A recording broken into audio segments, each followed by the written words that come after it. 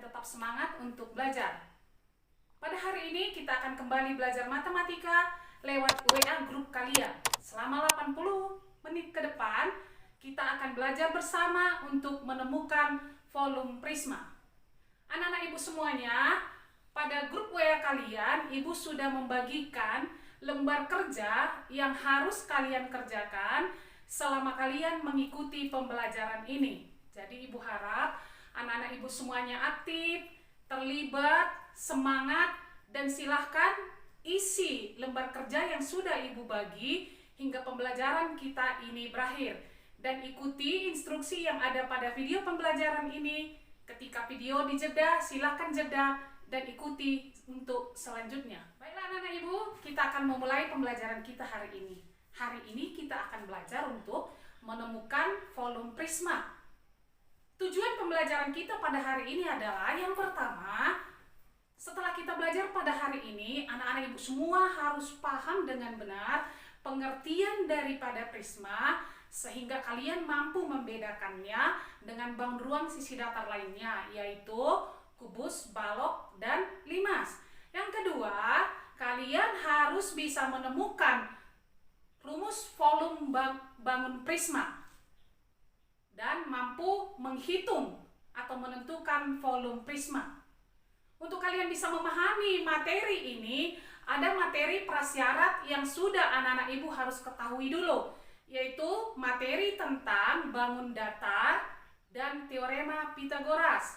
Ketika kita belajar teorema Pitagoras pada semester yang lalu, ibu sudah katakan bahwa kalian harus memahami teorema Pitagoras untuk mampu memahami bangun ruang dengan baik. Ibu ingin bertanya kepada kalian, coba kamu sebutkan satu benda yang menurut kamu berbentuk prisma.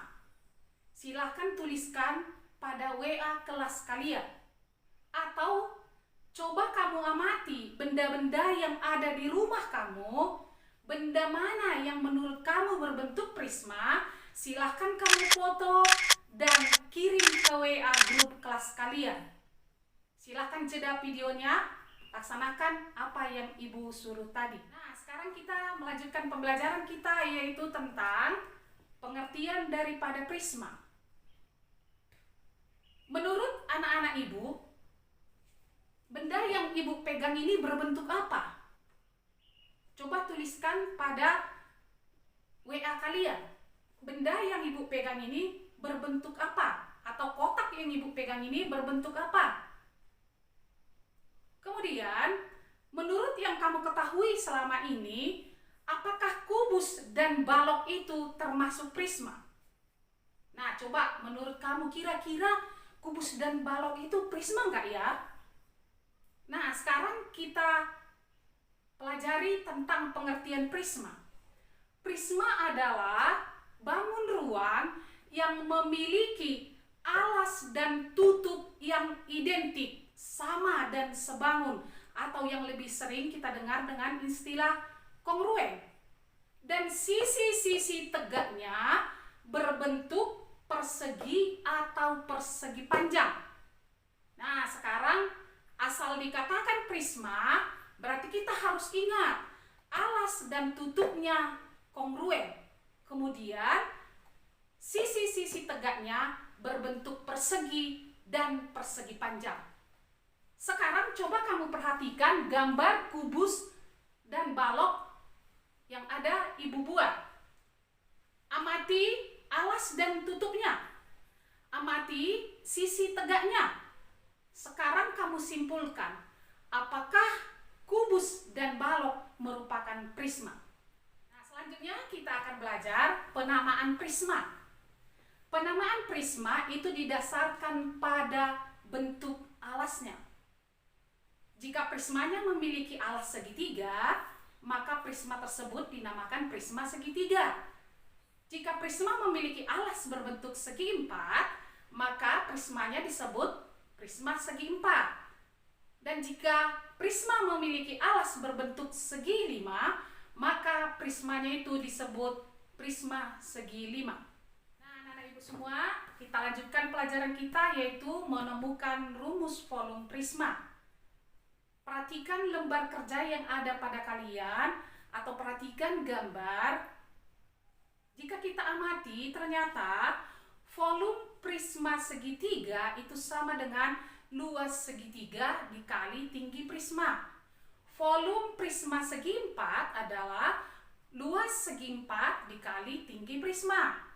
Dan selanjutnya, volume prisma segi lima adalah luas segi lima dikali tinggi prisma. Nah, sekarang anak-anak ibu, pada lembar kerja kalian ada pertanyaan yang ibu buat. Dari keterangan yang ada pada lembar kerja, apakah anak-anak ibu sudah bisa menemukan rumus volume prisma?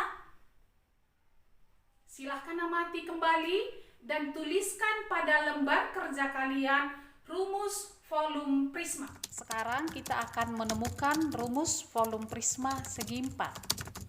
Perhatikan lembar kerja yang ada pada kalian, yaitu pada tabel 2.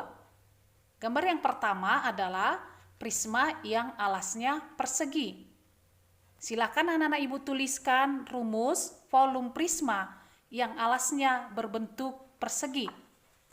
Yang kedua adalah prisma yang alasnya persegi panjang. Tuliskan rumus volume prisma yang alasnya berbentuk persegi panjang. Yang ketiga adalah prisma yang alasnya berbentuk jajar genjang. Tuliskan rumus volume prisma yang alasnya berbentuk jajar genjang. Yang keempat adalah prisma yang alasnya berbentuk belah ketupat. Tuliskan rumus volume prisma yang alasnya berbentuk belah ketupat. Yang kelima yaitu adalah prisma yang alasnya berbentuk layang-layang.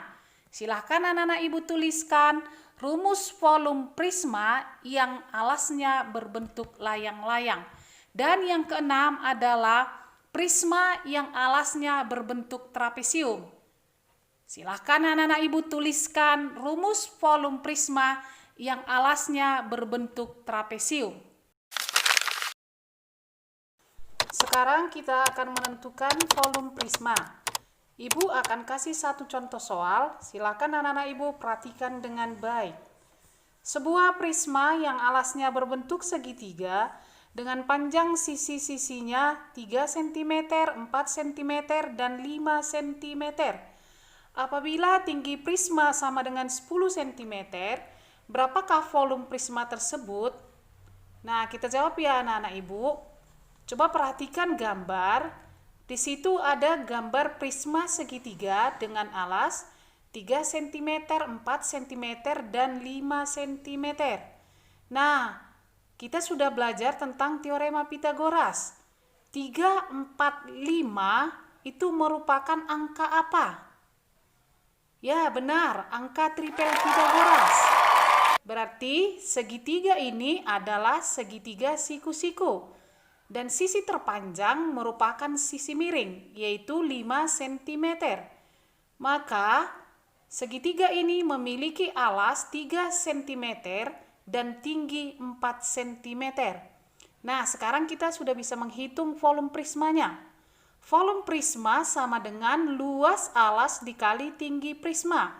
Sama dengan 1/2 dikali 3 cm dikali 4 cm dikali 10 cm sama dengan 6 cm berpangkat 2 dikali 10 cm sama dengan 60 cm berpangkat 3. Jadi volume prisma tersebut adalah 60 cm berpangkat 3.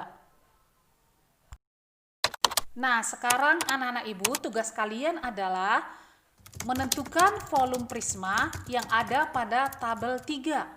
Perhatikan gambarnya, kemudian kamu hitung berapakah volume prisma yang ada pada gambar. Ibu kasih waktu selama 30 menit, silakan kerjakan lembar kerja yang ada pada kalian, kemudian kumpulkan kepada ibu, yaitu di WA pribadi ibu. Nah, anak-anak ibu semuanya, kita akan melakukan refleksi.